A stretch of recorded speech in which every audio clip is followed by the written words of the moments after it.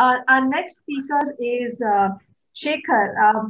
Shekhar has brought, medicine quite, he's taken medicine to a different level, and he's not, so now he's coming here to tell us about his new venture, which is Vigocare, but he has taken dentistry before, to the masses, to the people at large. He's a serial entrepreneur. He's a qualified dentist himself.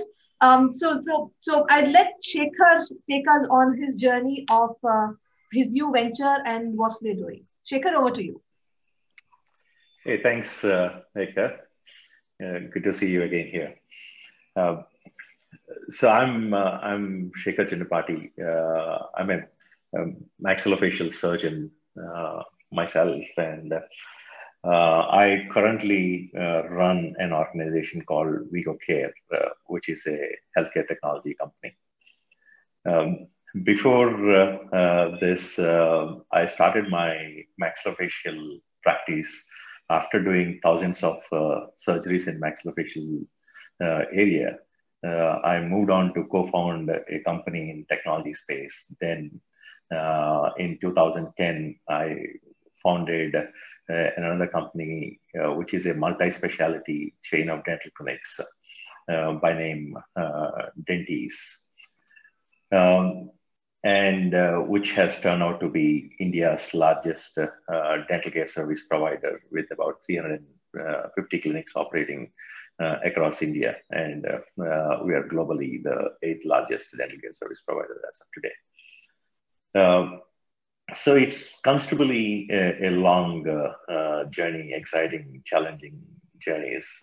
The bigness and leadership positions come with a lot of ups and downs while during the journey.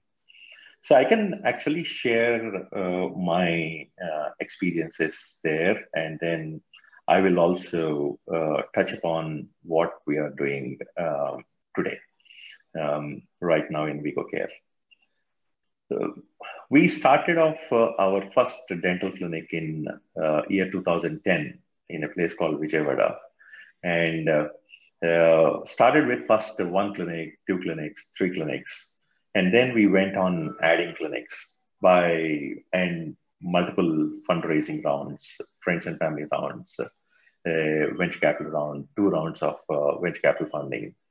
By 2016, we became South India's largest dental chain, operating about 140 operatories across about 22 locations and treating about 400,000 patients by then. So we were looking around what next and how to expand and all that. So the dental landscape at that point of time was not very encouraging, because a lot of dental chains that were in India probably did not get the financial models right. And then, we all started realizing that healthcare is probably not a venture capital play. So we need to attract a larger money, which can build the nationwide leader. And that's when we went ahead and decided to merge with another brand called Flow Dental, where we were a predominant player in South India, and Flow was a dominant player in North India. We both together came together, forming India's largest dental chain. That gave us an absolute leadership position, which actually made on go on expanding. And post-merger, there are a lot of merger experiences. Basically, 2 large companies merging together. We had about 350 employees in Dentis. We had around 400 plus 450 employees in Flow. So large teams assimilating. And we are merging for the sake of future, not for the sake of consolidation. So we didn't want 1 + 1 = 2. We want 1 + 1 = 10 kind of a scenario. So we were very, very careful about how we bring teams together. We didn't want to lose even one person from either of the teams. Uh, so, uh, so brought these teams together, merged both the companies, and then we ramped up the organization to the extent of launching one clinic every 2 days. That was the speed of the growth that we were able to bring in. And this was possible because we were together, we became very strong. Um, so then, so I continued with the organization, ramped up the organization for the next 2 years. And that's when I moved on to found another company in 2018 by name VigoCare. So VigoCare is a connected care platform.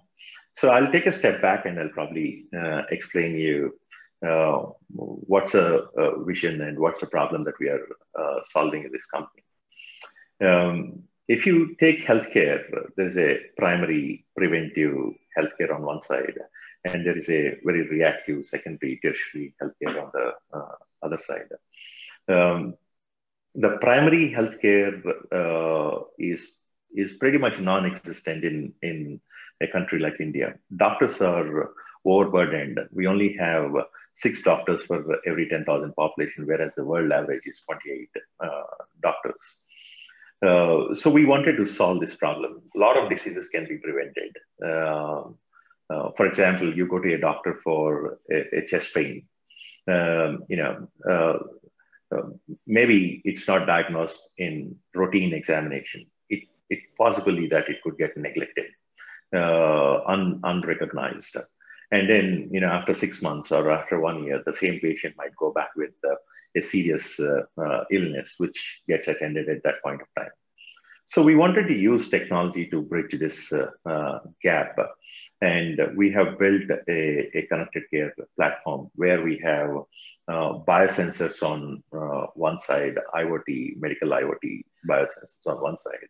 We have cloud on the other side, where we collect all the vitals data like ECG, heart rate, respiratory rate, all the data, vitals data. And along with it, we also collect the symptom, active symptoms of the patients, and then take to the cloud. We use artificial intelligence, which is continuously monitoring the vitals, and we bring in actionable insights to the doctors and the patients, so that there is early triaging and people can easily act upon it. So generally, healthcare is a little resistant to change because they are too busy solving problems of the patients and attending to the patients, right? But in the last 8 to 9 months, COVID seems to have opened up many, many more opportunities for healthcare technology, and the acceptance for healthcare technology. People started listening to how can I practice medicine without a physical presence between the patient and the doctor. So we have done considerable amount of work during COVID, where we enabled doctors who was at their homes or at their clinics, admitting patients in multiple homes, which means patient doesn't come to them, but they are virtually connected to them through connected care platform.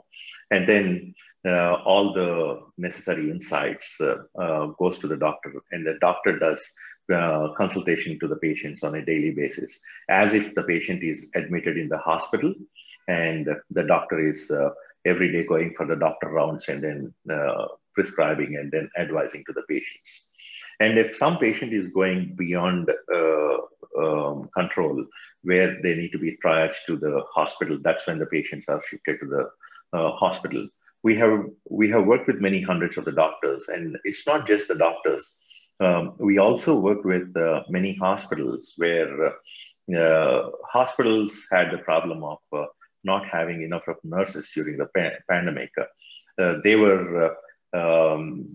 They were understaffed, and people were worried going near to the patient multiple times. So they wanted to reduce the touch points. So all the patients within the hospital settings were monitored using our technology. And we established nursing stations, a central command center in the hospitals, where all the vitals and all the insights are displayed onto the command center. And only when there is a need, the nurse or a doctor does a video consultation into the room. And then when there is an intervention, the doctor goes into the room.